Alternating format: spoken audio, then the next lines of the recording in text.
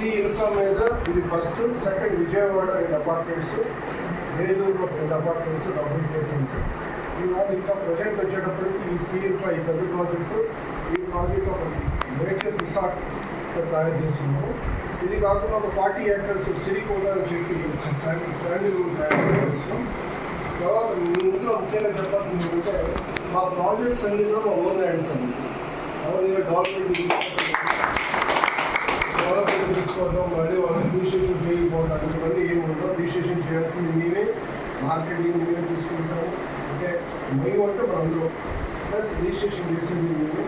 కాబట్టి ఈ నీడ్స్కి నుంచి మా టోటల్ ప్రాజెక్ట్స్ అన్నీ కూడా మార్కెటింగ్ చేసుకోవడానికి భయపడి ఉన్నాము. మా మార్కెటింగ్ మొత్తం తీసుకుని తీసుకుంటూ ఉంటుంది. ఇది కాకుండా ఫ్యూచర్లో ఈ బెస్ట్ ప్రాజెక్ట్స్ చాలా వాల్యూబుల్ ప్రాజెక్ట్స్ అనేవి రాబోతున్నాయి. ఇంకొక 2 ప్రాజెక్ట్స్ రెడీ టు స్టార్ట్లో ఉంటాయి. కమిషన్స్కి మార్కెట్ చేస్తున్నాం.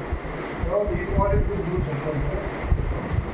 ఇది వచ్చేటప్పటికి మనకి తిరుపతి బస్ స్టాండ్కి 8.5 కిలోమీటర్ల దూరంలో ఉంటుంది. ఈ ల్యాండ్ మేము సుమారు 20 సంవత్సరాల క్రితం కొనిపెట్టున్నాం. ఈ ల్యాండ్ 20 years దాకా కొనిపెట్టాం.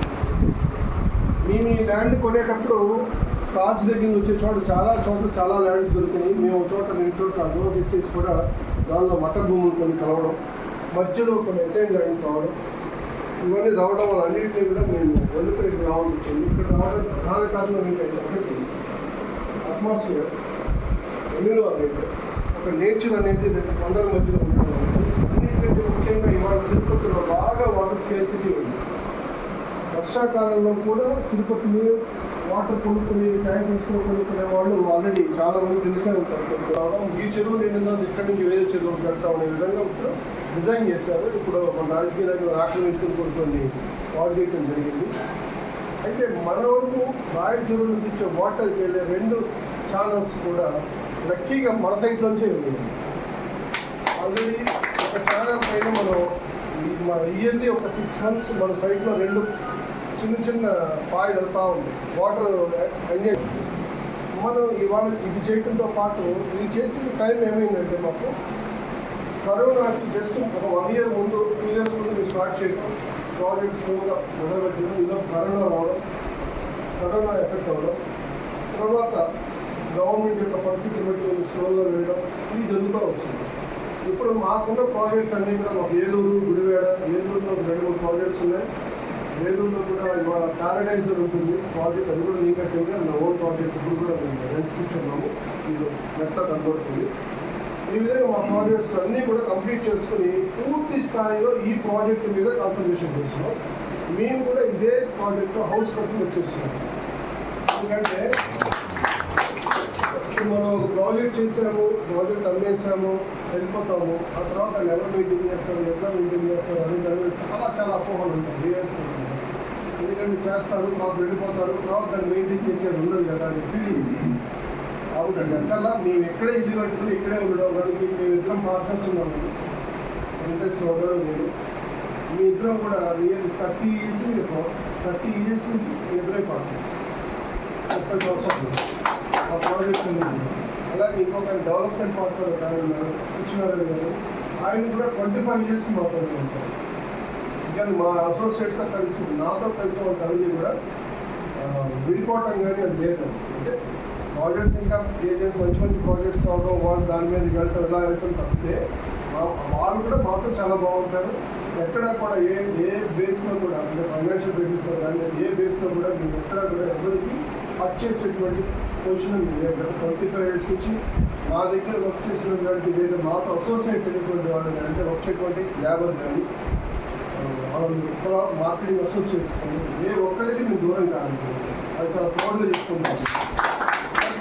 ముఖ్యంగా ఏంటంటే ఈ ప్రాజెక్ట్ వచ్చేటప్పుడు తిరుపతి బస్ స్టాండ్కి కేవలం 8.5 kilometers దూరంలో, తాజ్ వాటర్ 5 kilometers దూరంలో ఉంది.